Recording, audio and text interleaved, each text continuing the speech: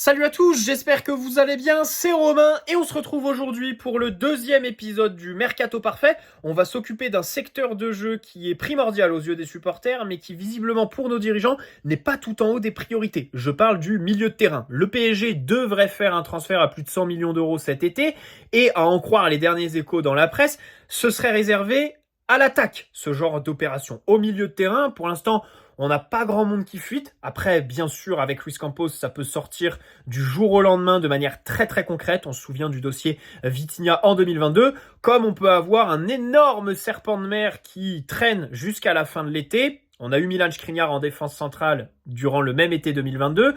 On en a un qui dure depuis des années qui s'appelle Bernardo Silva et au final on apprend ces derniers jours qu'en fait la clause de 58 millions elle serait valable qu'à partir de 2025 et pour cet été City demanderait 75 millions.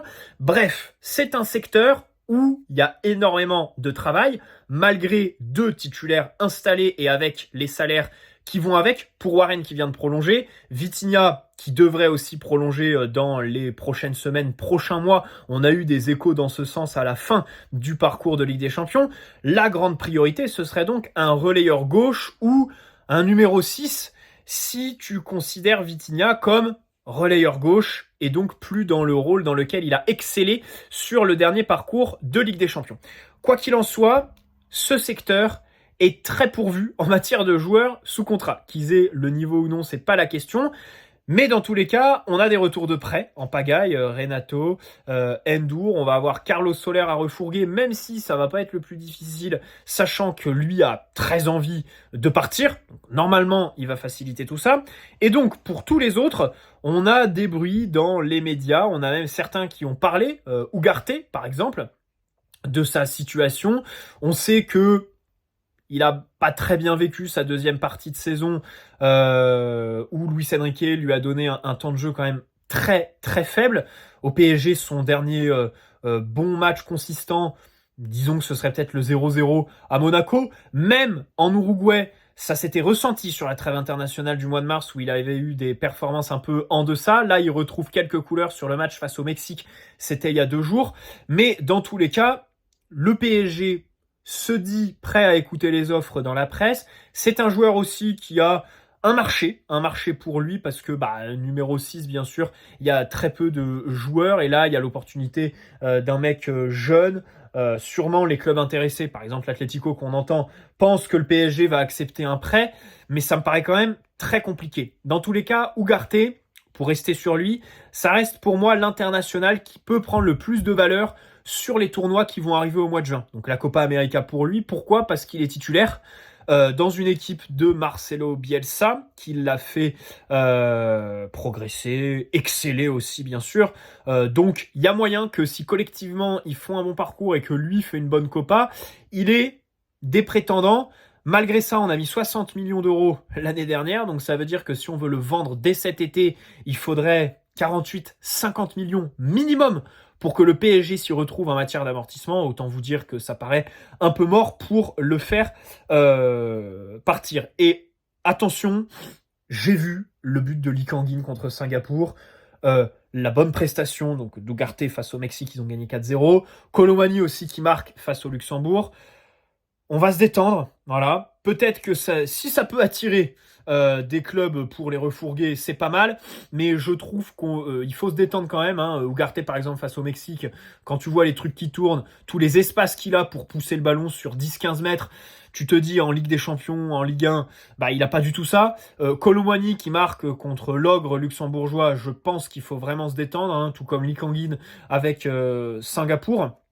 Donc là-dessus, faut pas trop se laisser berner aussi par les prestations en tournois internationaux. Maintenant, les potentiels clubs acheteurs.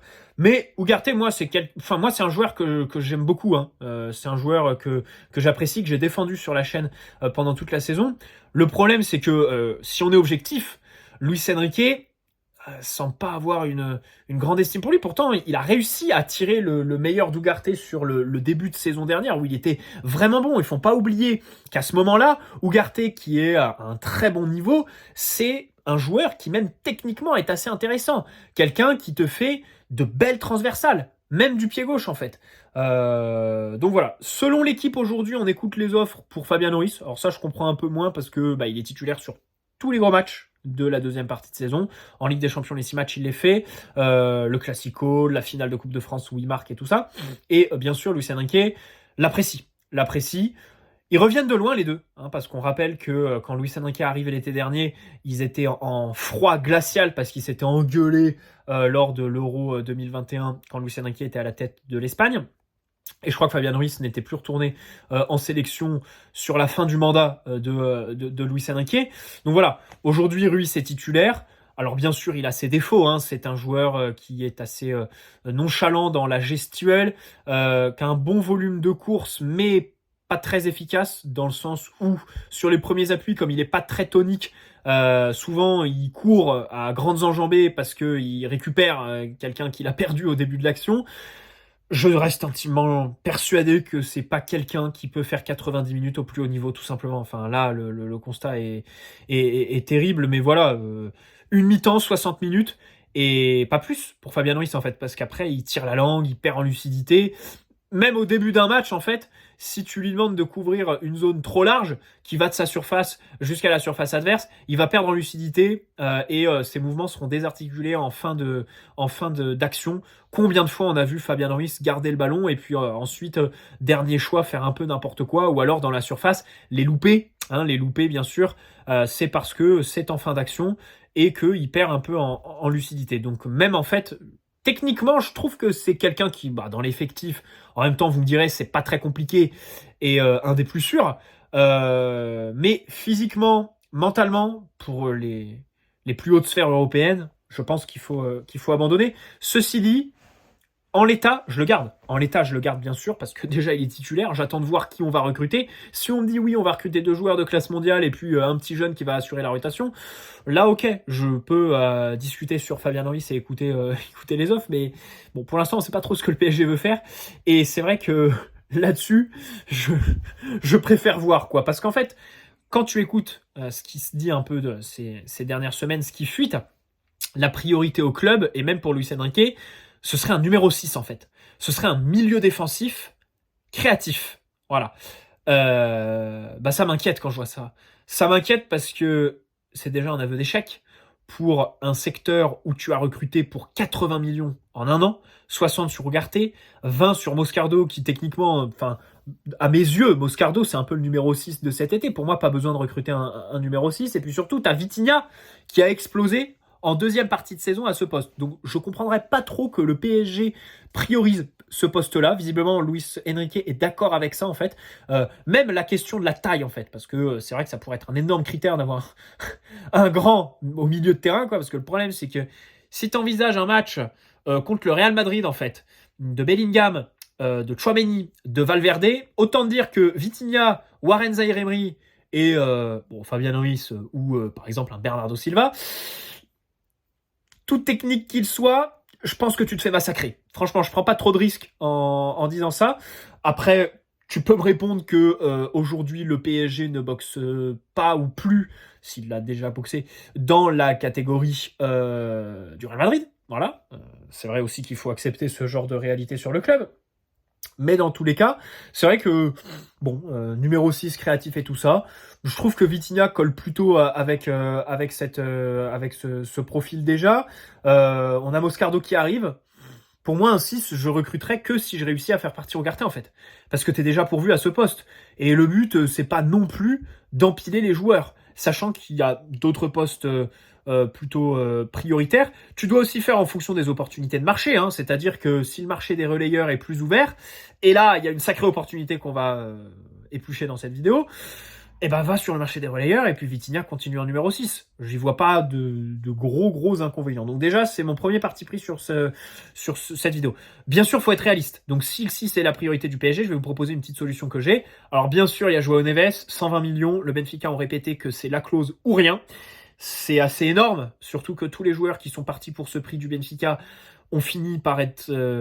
pas des flops, mais des joueurs qui n'ont pas vraiment répondu aux attentes. On peut penser à Joao Félix, on peut penser à Darwin Núñez, même si lui c'était un peu moins cher. Enzo à Chelsea, même si Chelsea c'est aussi un contexte très particulier. Dans tous les cas, Joao Neves, ça n'en reste pas moins un crack générationnel. Même s'il est petit, il est coriace au duel. Avec ballon, il est exceptionnel. Voilà, avec son maillot rentré dans le short, un peu old school. J'adore. Mais 120 millions, je suis désolé, je peux pas. Enfin, aujourd'hui, je vois pas le PSG faire un transfert de ce style dans ce secteur de jeu. Voilà, j'ai l'impression que c'est plus réservé à l'attaque, dont on parlera du coup demain. Mais ça me paraît pas réaliste de dire ouais bah vas-y on recrute Joao Neves pour 120 patins. Après, en soi, la clause franchement ça donne envie ça donne envie et puis après bon voilà c'est pas notre argent, mais je sais pas si on se rend compte du transfert que ce serait. Donc en numéro 6, là les gars, bon c'est une piste que je soumets. Pas avec beaucoup d'entrain, parce que, encore une fois, je privilégie le poste de relayeur et je suis plutôt pour euh, attendre en fait le top niveau plutôt que de continuer les joueurs un peu moyens à 50-60 millions. Aujourd'hui, n'importe qui vaut 50-60 millions sur le marché des transferts en fait. Mais dans tous les cas, j'ai trouvé un joueur qui me semble plutôt en phase avec le contexte PSG, qui est Zubimendi. Zubimendi, donc numéro 6 de la Real Sociedad, qu'on a donc croisé cette année. Alors, il y a eu quelques rumeurs, Luis Campos, Zubimendi, les étés précédents. Ça m'étonnerait pas qu'il soit dans les dossiers de Luis Campos, même s'il commence à se faire pas vieux, mais 25 ans, c'est quand même un peu avancé. Je l'ai sélectionné parce que c'est un joueur assez positionnel en fait, qui va pas courir partout comme un dératé à la Ugarte, qui joue actuellement dans un contexte plutôt proche du nôtre. Évidemment, la Real Sociedad, elle veut la possession, ils vont presser très haut. Quand ils ont la possession, ils vont être très patients. Voilà, ils vont recycler les possessions à de nombreuses reprises. Ça, typiquement, c'est le PSG de Vitinha, métronome du milieu de terrain, en fait. Donc, c'est vrai que là-dessus, c'est un joueur qui colle à notre contexte, qui est très bon au duel, au sol comme dans les airs. Il fait 1m81, mais c'est une valeur sûre dans les airs. Donc ça, bien sûr, c'est un prend en compte pour le PSG. Il défend très bien aux abords et dans sa surface. Il bloque bien les tirs, par exemple. Après, son apport offensif n'est pas dingue. C'est plutôt plus bas qu'il est plutôt sûr à la relance. Même si même là-dessus, c'est vrai qu'on pourrait émettre quelques petits doutes. Mais dans tous les cas, c'est vrai que c'est un joueur sur lequel j'arrive à me projeter en fait dans le PSG de Luis Enrique. Je fais une comparaison avec Youssouf Fofana par exemple, le milieu de Monaco. Lui, si tu veux faire un mercato réaliste, tu le mets dedans, en fait. Tu le mets dedans parce que c'est clairement un joueur qui a un bon de sortie, qui va pas coûter cher. Je pense que 20-25 millions, sachant qu'il lui reste un an de contrat et qu'il va pas le prolonger, l'affaire est bouclée. Et c'est un joueur qui affiche de bonnes statistiques. Moi, je trouve que les supporters parisiens en font un peu trop dans les critiques sur Youssouf Fofana. Par exemple, c'est un joueur qui pourrait nous apporter sur les phases où on se fait prendre un peu à la perte de balle, où on doit défendre en courant vers notre but. Lui, il est bon. Physiquement, techniquement aussi, c'est un milieu très vertical. Je crois que voilà, c'est celui qui fait le plus progresser le ballon, le plus de passes verticales en Ligue 1. Mais, de l'autre côté, le contexte Monaco n'est pas transposable dans le PSG de Luis Enrique. C'est-à-dire que Monaco, ils ouvrent les matchs en fait. Nous, c'est pas du tout ce qu'on veut. Nous, on endort l'adversaire, on veut le ballon le plus haut possible sur le terrain. Lui, il a des grosses statistiques en matière de verticalité pour faire progresser le ballon. Forcément, quand t'as le ballon à 40 mètres du but adverse, ce genre de statistiques, elles baissent. Voilà, t'as beaucoup moins d'apport.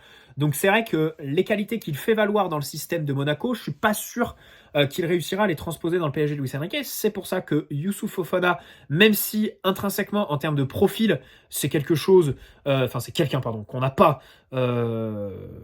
aujourd'hui au club, mais j'ai du mal à me projeter avec lui. Donc c'est pour ça que je pars sur Zubimendi pour ce poste de numéro 6, mais encore une fois, qui n'est pas une priorité pour moi. Voilà. Zubimendi close à 60 millions en fait, à la Real Sociedad. Peut-être que tu peux négocier pour inclure des joueurs. Pour inclure des joueurs, on sait qu'ils sont intéressés par Carlos Soler. Même un transfert définitif. Ça parlait de 12-15 millions pour recruter ce bon vieux Carlos du côté de la Real Sociedad. Donc, Voilà, si ça peut faire baisser la note à 45 ou 50 millions, on dit pas non, on dit pas non. Lui, il est basque d'origine, je crois qu'il est formé là-bas et tout ça, donc c'est vrai que ça va être difficile de le sortir, surtout que celui qui évolue un peu plus haut, Merino, est actuellement pisté par le Barça d'Hansi Flick. Donc c'est vrai que c'est aussi compliqué d'envisager la Real Sociedad se séparer de deux de ces trois milieux de terrain. Donc voilà un peu le numéro 6 que je propose.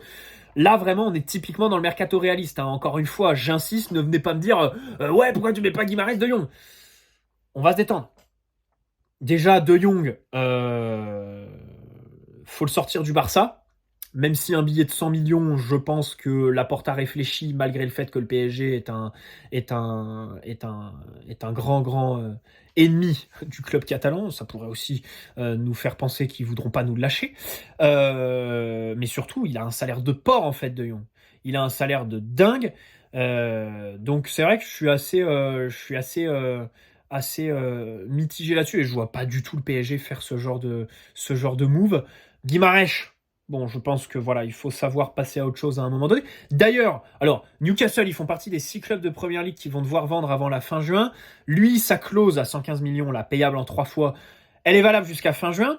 On est le 7, certes, il y a encore du temps, mais un tel transfert, ça prend minimum des semaines, en fait, à faire. Et aujourd'hui, il n'y a pas vraiment d'intérêt très très concret pour Guimarães. Pourquoi pas le voir en fait rester cet été. Il a encore fait une déclaration comme quoi il est très heureux à Newcastle, il est très content là-bas et tout ça, mais qu'il ne sait pas de quoi son avenir sera fait. Bon, Newcastle ont aussi d'autres joueurs qu'ils peuvent valoriser sur le marché pour faire face à leurs problèmes de fair play financier. Ça peut aussi s'envisager. À l'instant T, je dirais qu'en fait Guimarães finit par rester à Newcastle cet été. Je sais pas, c'est ce que je sens. Peut-être qu'un club va se dépêcher, mais là, la Copa América va commencer. Il est avec le Brésil. Bon, je sais pas trop comment ça va se goupiller. On en vient au gros du gros de cette vidéo, bien sûr. Là, il y a quelqu'un à pas louper. Il y a quelqu'un à pas louper. J'aimerais faire un parallèle avec le Real Madrid. Avec le Real Madrid qui, eux, quand ils recrutent, c'est pas pour rien. Eux, ils font un mélange de jeunes cracks absolus, voilà, qui ont des qualités fortes, qui sont surtout très polyvalents. Ils recrutent des joueurs qui sont capables de jouer à plusieurs postes et du coup qui s'adaptent à différents scénarios au plus haut niveau. Vinicius, Rodrigo, Camavinga et tout ça. Donc au-delà du fait que ce soit des cracks absolus, ce sont des joueurs qui peuvent évoluer à différents postes, qui ne sont pas figés et unidimensionnels, comme le PSG a l'habitude d'adorer ce genre de joueurs. Et aussi, bon, le Real, ils font aussi des moves sur les joueurs libres, voilà, les bonnes opportunités, ils savent bien les flairer. Faut noter que de leur côté, ils ont aussi la force d'attraction du club le plus titré de l'histoire en Ligue des Champions et tout ça, adoré par tous les joueurs. Voilà, signer un contrat de 5 ans au Real, c'est s'assurer au minimum une Ligue des Champions dans son armoire à trophées, quoi. C'est ça la réalité. Donc c'est vrai qu'ils ont un pouvoir d'attraction immense, mais dans tous les cas, leurs recrutements sont ultra intelligents, ultra ciblés, et surtout, ils vont saisir les occasions. Quand il y a un crack, ils vont le recruter. Bellingham l'année dernière, alors qu'il sortait de gros recrutements, ils ont fait sortir Valverde, ils avaient recruté Tchouaméni un an avant, Camavinga devant avant, boum, ils vont sur Bellingham. Ils recrutent Arda Güler. Il y a du monde à son poste, c'est pas grave, je recrute. C'est vraiment un crack absolu, et au pire des cas, scénario de garde, il va aller exploser ailleurs. Ok. Deuxième point, si je me retrouve sur un marché qui est plutôt fermé, où il n'y a pas de crack, je vais pas m'aventurer. Je vais pas recruter des mecs qui vont me coûter 40-50 millions et qui ne correspondent pas à mes critères de polyvalence et d'excellence en matière de talent et tout ça. Et de personnalité aussi. Typiquement, voilà, l'été dernier, ils décident de ne pas faire Mbappé. Tout le monde pensait qu'ils allaient être sur le marché des neufs au mois de juin. Même les supporters du Real se sont plaints de pas recruter de neufs. Enfin, ils font José Lou, mais en prêt. Voilà, en prêt. Donc là, ils prennent pas de risque, en fait. Voilà, c'est sur ce genre de format que j'attends le PSG, plutôt que de recruter à chaque fois des joueurs à 20-30 millions d'euros.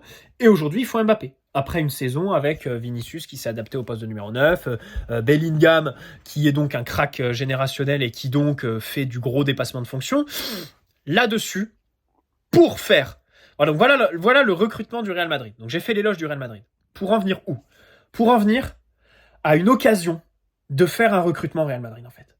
De recruter un joueur qui est polyvalent, qui peut jouer 8, 10, ailier, différents côtés du terrain, dans différents scénarios. Il a fait des prestations défensives très intéressantes avec un gros apport, un vrai investissement défensif. Des matchs où offensivement, voilà, il est très bon, il se projette, il est tonique sur les appuis, il a un énorme volume de jeu qui fait qu'il connaît quasiment toutes les zones du terrain, il est très fort là-dessus. C'est évidemment Désiré Doué du Stade Rennais. Il faut absolument pas laisser passer ce mec-là. Pour moi, c'est la priorité absolue du mercato. Alors, bien sûr, il y a un mois, je vous aurais dit que c'était Bruno Guimaraes qui était, la recrue parfaite pour le PSG, mais j'ai fait un croix dessus. Désiré Doué, parce que il y a une porte de sortie. Le Stade Rennais vont probablement accepter de le vendre. Alors, selon l'équipe aujourd'hui, il le valorise à 60 millions. Je pense qu'aux alentours de 40-45, une opération style Barcola, je pense que ça passe. Il y a le Borussia Dortmund dessus. On nous dit aussi dans l'équipe du jour que sur les 5 dernières journées de Ligue 1, il y avait 3 scouts à chaque fois en tribune pour lui. Ça vous montre un peu la dimension du garçon. Son agent, c'est Moussa Sissoko, le même que Dembélé et Kolo Muani. Ce qui est marrant, c'est que Dembélé et Kolo Muani, c'est 2 joueurs que Luis Campos ne voulait pas et qu'au final, Nasser a recruté un peu contre son avis. Et aujourd'hui, on a des bruits qui courent sur les réseaux sociaux comme quoi Luis Campos ne voudrait pas vraiment de Désiré Doué. Donc ça fait un peu penser à Camavinga à l'époque avec Leonardo qui n'aimait pas son agent. Attends, je me demande si l'agent de Camavinga... Non, je crois pas que ce soit Moussa Sissoko à l'époque. Je sais plus qui est-ce. Ça devait être son frère ou un truc comme ça. Je sais plus qui était l'agent de Camavinga. Mais voilà, ça fait penser un peu à ça. Un directeur sportif qui refuse un crack générationnel parce que il s'entend pas trop avec l'agent. Donc c'est un peu les bruits qui courent ces derniers jours, même si pas vraiment d'infos très fiables là-dessus. Mais dans tous les cas, voilà. Le nombre de fois où Luis Campos s'est opposé à un joueur français détenu par Moussa Sissoko, ça n'a pas trop marché puisque derrière on a recruté Dixit, Kolo Muani et Dembélé. Donc voilà, bien sûr après Camavinga, mais aussi après Doku. Parce que Camavinga, quand je vois par exemple sa finale de Ligue des Champions, notamment sa première heure sur la finale face à Dortmund, je me dis, bien sûr c'est un crack, ultra polyvalent, moi je le voulais au PSG, je le regrette encore, mais pour me consoler, je me dis peut-être que c'est un joueur qui dans le PSG de Luis Enrique aurait quelques difficultés parce que c'est vrai que quand il est comme ça un peu reculé, où il a à distribuer le ballon, à imprimer le tempo, c'est vrai que c'est un joueur qui est un peu foufou, qui va être une pile électrique et pas forcément canaliser, dicter le tempo du match. Voilà. Et peut-être que dans le PSG de Luis Enrique, ça aurait pas trop matché. Par contre, Doku qui s'éclate à City, typiquement, ça c'est l'ailier que tu peux transposer dans le système Luis Enrique, puisque grosso modo c'est un système Guardiola, quoi. Donc, comme il s'éclate à City, il s'éclaterait au PSG, quoi. Donc voilà. Donc après ces deux-là, bien sûr, il faut pas louper Désiré Doué. Profil que Luis Enrique doit adorer, polyvalent, comme je l'ai dit, capable de couvrir l'aile pour remplacer un peu Barcola, mais aussi au poste de relayeur gauche. Moi, je l'envisage au poste de relayeur gauche, voire numéro 10, en fait.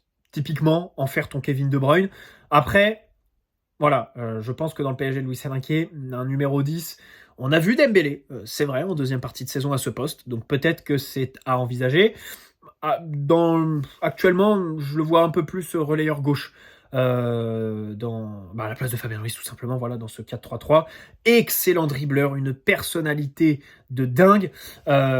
Physiquement, il est presque fini. Enfin, c'est un mélange de tout, quoi. C'est un garçon qui réunit tout. Aujourd'hui, c'est très difficile de lui trouver une position, tant il excelle partout. Voilà, c'est un mélange de puissance, de physique, de vitesse, d'explosivité, techniquement de créativité, de dribble dans les 1 contre 1, c'est extraordinaire. Le seul petit bémol, c'est que c'est un joueur qui n'a pas eu de saison pleine pour l'instant.